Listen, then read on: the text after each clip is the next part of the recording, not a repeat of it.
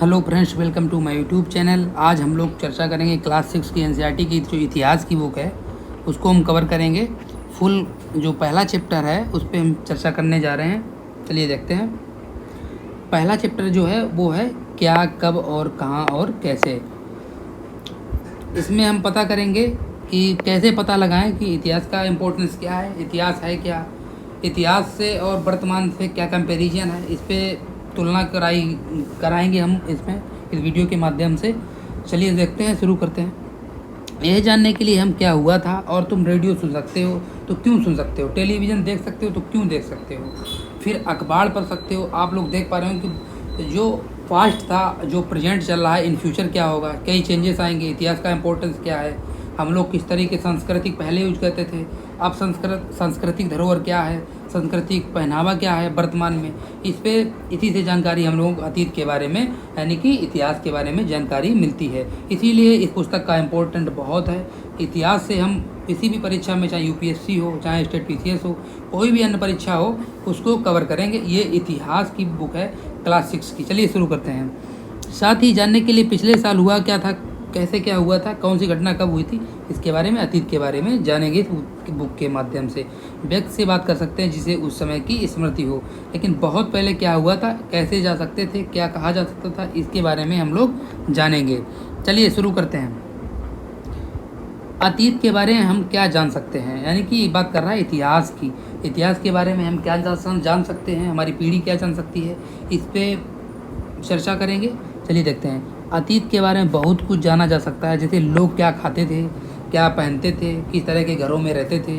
इससे क्या पता चलता है, जो वर्तमान का जो कल्चर है, वर्तमान का जो सिविलाइजेशन है, उससे जो पास्ट का सिविलाइजेशन था उससे हम लोग कंपेयर करवाते हैं, जानते हैं कि उससे कई चीज़ें पता चलती हैं कि कैसे क्या किस तरीके से चेंज हुआ। चलिए देखते हैं। हम आकेटकों, यानी कि आकेट का मतलब होता है शिकार करना।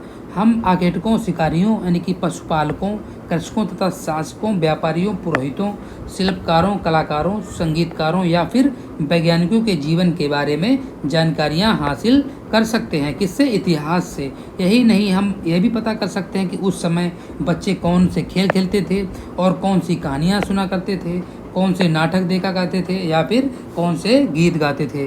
चलिए सबसे पहले जानेंगे कि लोग जो निवास करते थे वो कहाँ करते थे, किस प्रकार से रहते थे, किस तरह के आवास हुआ करते थे, इस पे हम लोग चर्चा करेंगे। चलिए देखते हैं। कई लाख वर्ष पहले से लोग नर्मदा नदी के तट पर रहते थे। इससे ये जानेंगे कि जो लोग रहते थे क्यों रहते थे, कैसे क्या रहते थे। कई कारण रहे होंगे। वर्तमान में लोग देखते हैं आप लोग कि शहरों की तरफ भागते हैं, क्या कारण है, यही सब इसमें इतिहास से हम लोग जानते हैं। यहाँ रहने वाले आरंभिक लोगों में से कुछ कुशल संग्राहक थे जो आसपास के जंगलों की विशाल संपदा से परिचित थे। अपने भोजन के लिए वे जड़ें, फलों तथा जंगल के अन्य उत्पादों का यहीं से संग्रह यानी कि इकट्ठा करते थे। वे जानवरों के शिकार भी करते थे।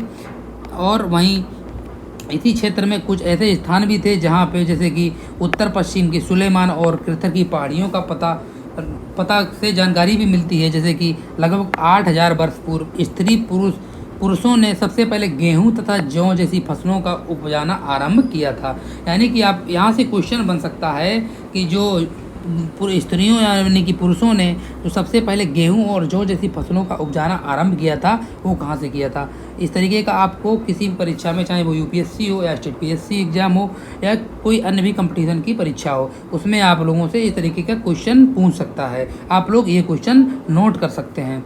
उन्होंने भेड़, बकरी और गाय जैसे बैल तथा पशुओं को पालतू बनाना शुरू किया था।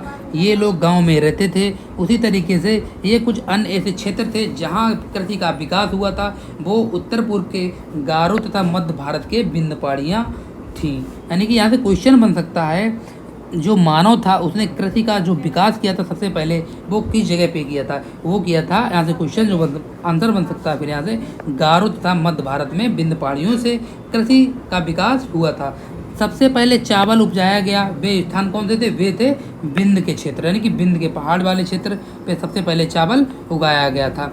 अब देखेंगे हम लोग जो सिंधु नदी और यानी कि सिंधु नदी है और उसकी जो सहायक नदियाँ हैं उनको देखते हैं। सहायक नदियाँ यहाँ से क्वेश्चन ये भी बनता है कि सहायक, जैसे कि मुख्य परीक्षा की दृष्टि से क्वेश्चन बन सकता है कि सहायक नदियाँ किसे कहते हैं। तो आप लोगों को बता दें कि सहायक नदियाँ उन्हें कहते हैं जो बड़ी नदी में मिल जाती हैं, छोटी नदियाँ जो ये लगभग 4700 वर्ष पूर्व इन्हीं नदियों के किनारे कुछ आरंभिक नगर फले फूले।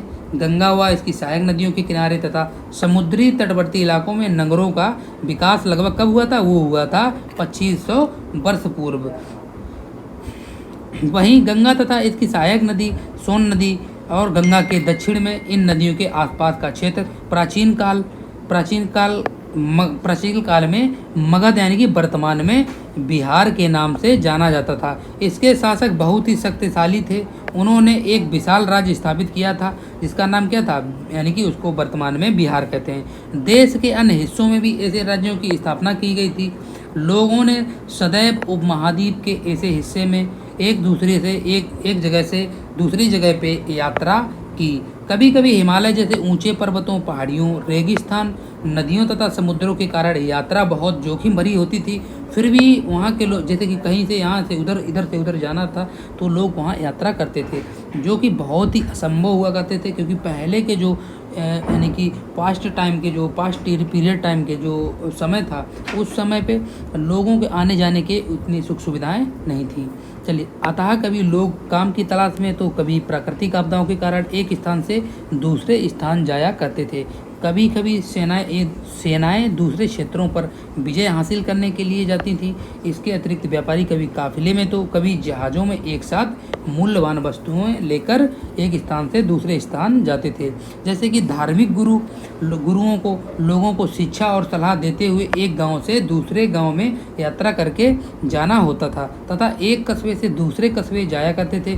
कुछ लोग नए और रोचक स्थानों को खोजने की चाह में उत्सुकतावश भी यात्रा किया करते थे।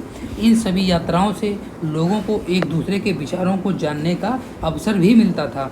यानी कि इससे समझ सकते हैं कि जब हम लोग एक जगह से जैसे कि मान लीजिए एक राज्य से किसी अन्य राज्य में जाते हैं तो हम लोग वहाँ से क्या सीखते हैं? वहाँ के कल्चर के बारे में जानते हैं, वहाँ के पहनावे के बारे में जानते हैं, वहाँ का कल्चर क्या है, सोसाइटी किस तरीके की है, इससे हम लोग ये जानते हैं। चलिए, आज लोग यात्राएं करते हैं, क्यों करते हैं, इसका क्या इम्पोर्टेंस है?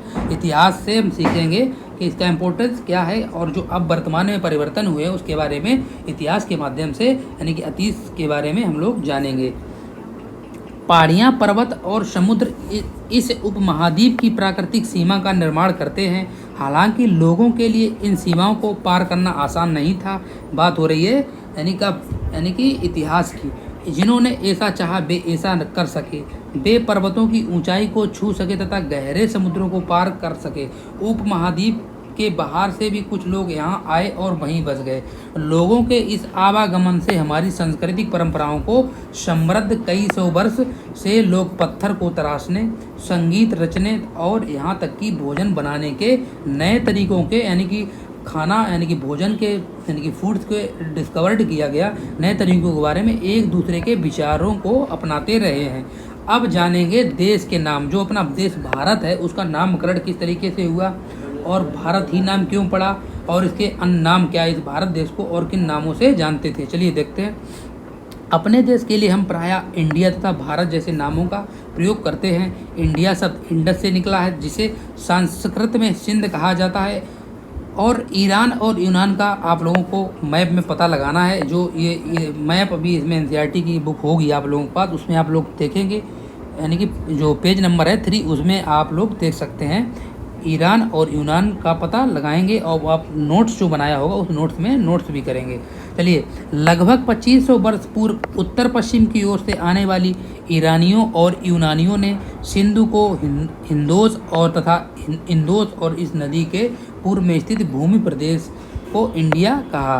भारत नाम का प्रयोग उत्तर पश्चिम में रहने वाले लोगों के एक समूह के लिए किया जाता था। इस समूह का उल्लेख संस्कृत की आरंभिक लगभग 3500 वर्ष पुरानी कृति ऋग्वेद में भी मिलता है। बाद में इसका प्रयोग देश के लिए होने लगा। चलिए,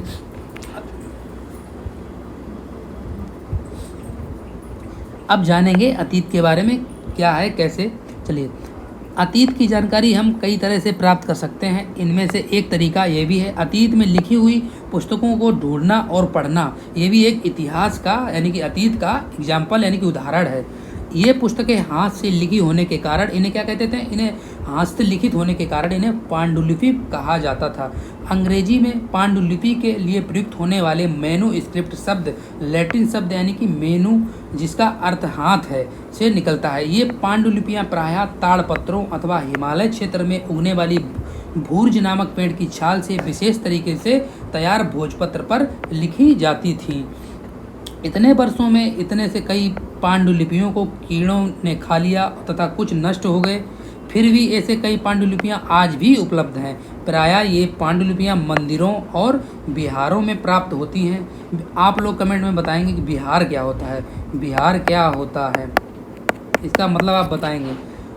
आप लोगों से ये क्वेश्चन है। इन पुस्तकों में धार्मिक मान्यताओं व व्यवहारों, राजाओं के जीवन, औषधियों तथा विज्ञान आदि सभी प्रकार के विषयों की चर्चा मिलती है। इनके अतिरिक्त हमारे यहाँ महाकाव्य, कविताएं तथा नाटक भी हैं। इनमें से कई संस्कृत में लिखे हुए मिलते हैं, जबकि अन्य प्राकृतिक और तमिल में है। प्राकृतिक भाषा का प्रयोग आम लोग करते थे। हम अभिलेखों का भी अध्ययन करते थे। अभिलेखों का मतलब हुआ अभिलेख यानी कि जो चट्टानों पर लिखे हुए शिलालेख, शिला पे यानी कि पत्थर पे जो लिखे हुए लेख मिलते थे उन्हें हम अभिलेख कहते थे। अभिलेखों का अध्ययन कर सकते हैं। ऐसे लेख पत्थर अथवा धातु जैसी अपेक्षाकृत कठोर सतहों पर उत्कीर्ण किए गए मिलते थे। कभी कभी शासक अथवा अन्य लोग अपने आदेशों को इस तरह उत्कीर्ण करवाते थे ताकि लोग उन्हें देख सकें, पढ़ सकें, उनका पालन कर सकें। कुछ अन्य प्रकार के अभिलेख भी मिलते हैं जिनमें राजाओं तथा रानियों सहित अन्य स्त्री पुरुषों ने भी अपने कार्यों के विवरण उत्कीर्ण करवाए हैं। उदाहरण के लिए प्रायः शासक लड़ाइयों में अर्जित विजयों का लेखा जोखा रखा करते थे। इसके अतिरिक्त कई अन्य वस्तुएं यानी कि कई वस्तुएं अतीत में बनी और प्रयोग में लाई जाती थीं।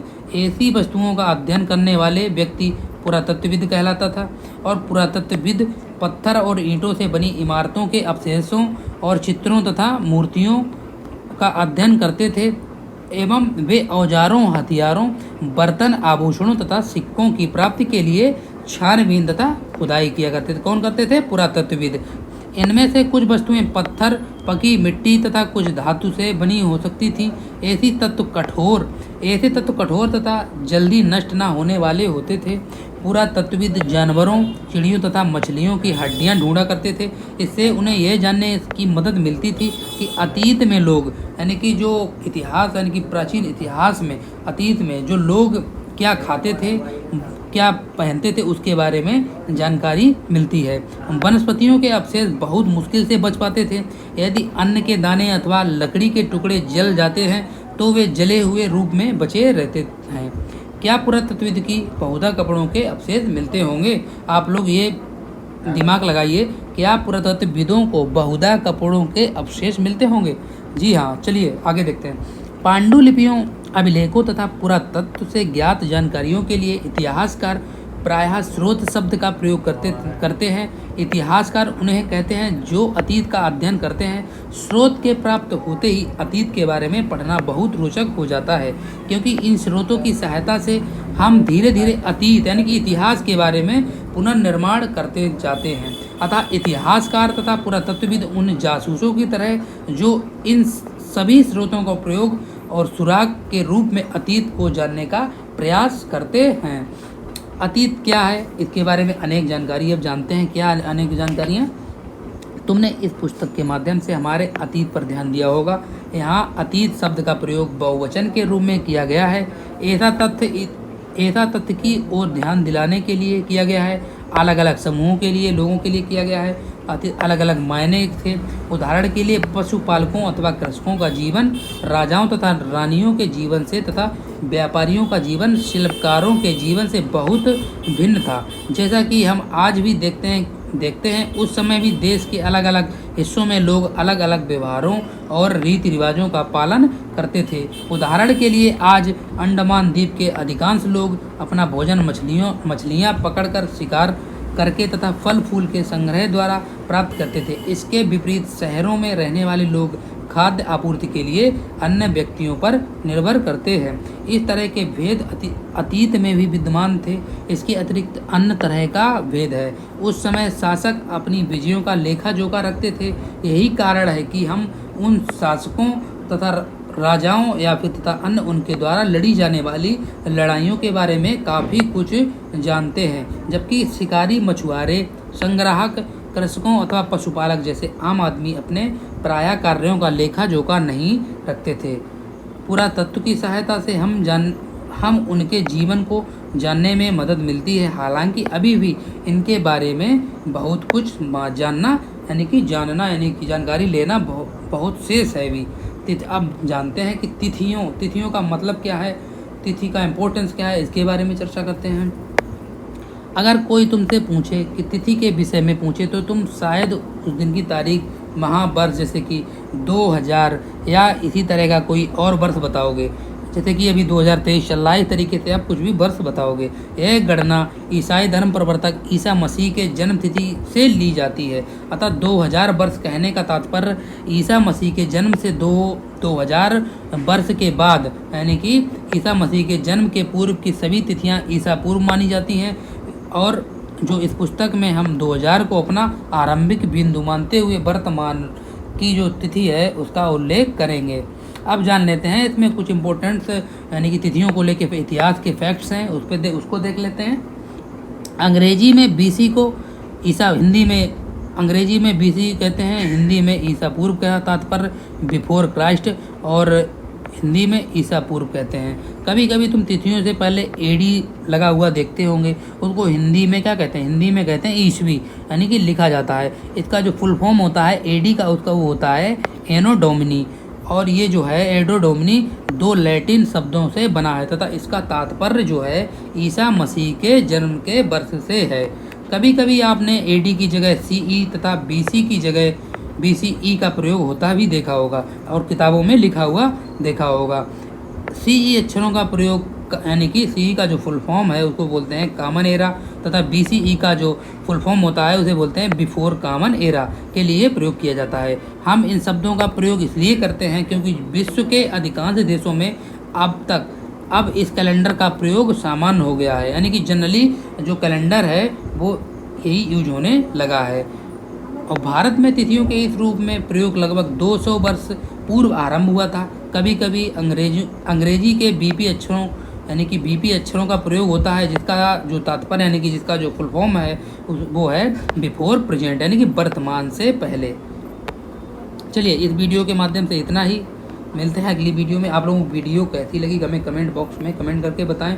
यदि आप लोगों को वीडियो अच्छी लगी हो तो चैनल को लाइक करें और अपने दोस्तों के साथ शेयर करें, जिससे कि उन लोगों को भी इस वीडियो का बेनिफिट्स मिल सके और उनका जो बेसिक है वो बहुत अच्छे तरीके से कंप्लीट हो सके। चलिए धन्यवाद।